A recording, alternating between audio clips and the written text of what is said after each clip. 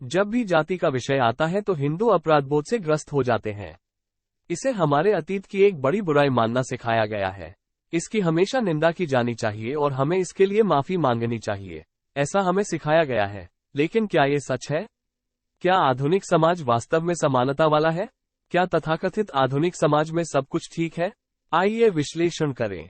हिंदू वर्ण व्यवस्था को बताया जाता है कि जैसे एक पिरामिड है जिसमें सबसे ऊपर ब्राह्मण और नीचे शूद्र है, और ये कहा जाता है कि ब्राह्मणों ने शूद्रों का शोषण किया।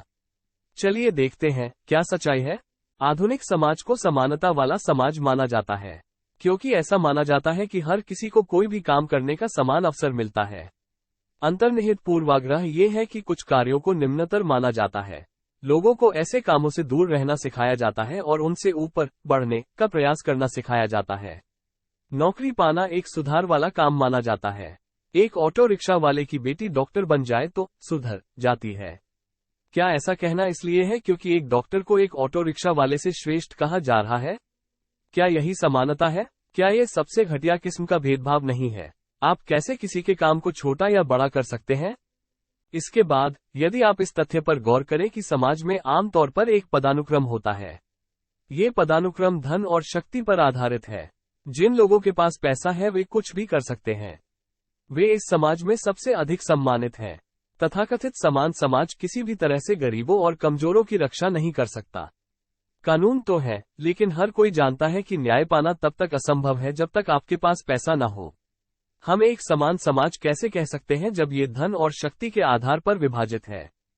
हमारे मानव इतिहास का आधार संस्कृति और समाज का विकास है। इसके बिना हम सिर्फ जानवर हैं। इसलिए समुदाय का आधार या नींव कुछ योग्य लक्ष्य होनी चाहिए। वर्तमान समाज धन और सत्ता पर आधारित है। ऐसे में हर कोई इसके पीछे भाग रहा है।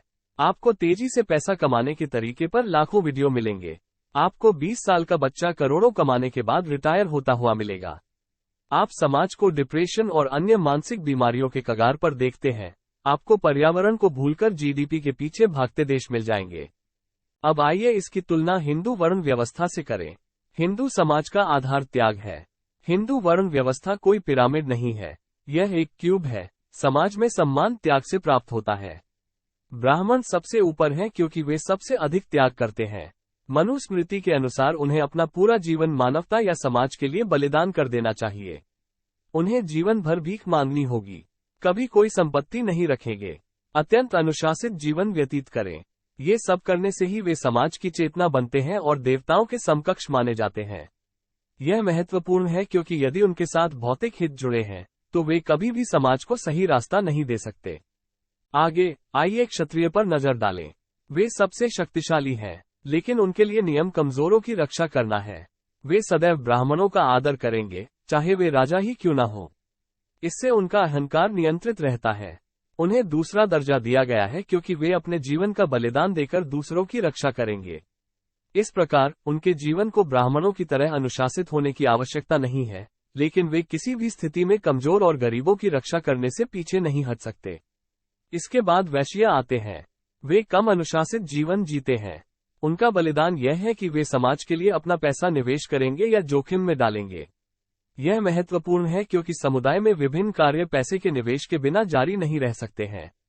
अंततः हमारे पास शूद्र हैं। उनके पास विशिष्ट कौशल सेट हैं, जिसे वे बेचकर पैसा कमाते थे। वे समाज के पैर थे जिनके बिना समाज चल भी नहीं सकता।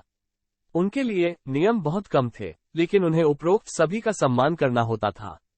उनसे कभी भी किसी चीज का त्याग करने के लिए नहीं कहा जाता। उन्हें अपने पैसे और जीवन का रिस्क नहीं रहता था। उपरोक्त सभी उन्हें सुरक्षित रखने का प्रयास करते हैं। सबसे महत्वपूर्ण बात यह है कि उनके व्यक्तिगत कार्य में कोई अंतर नहीं है। किसी भी नौकरी या कौशल सेट को निम्नतर नहीं माना जाता था। इस प्रकार ब्राह्मण अपने संपूर्ण जीवन का बलिदान देकर समाज का विवेक या सिर बनते थे। क्षत्रिय भुजाएं हैं। वे बाकियों की रक्षा के लिए किसी भी क्षण अपना जीवन अर्पित कर देते थे। वैश्य पेट है। वे अपना पैसा जोखिम में डालकर समाज को भोजन और संसाधन उपलब्ध कराते हैं। अंततः हमारे पास शूद्र थे जो अपने कौशल प्रदान करते हैं और समुदाय को आगे बढ़ने में मदद करते हैं। इस प्रकार यह एक कोड है, वो अपने सभी सदस्यों की रक्षा करता है। इसमें आप जैसा त्याग करते थे वैसे सम्मान दिया जाता था।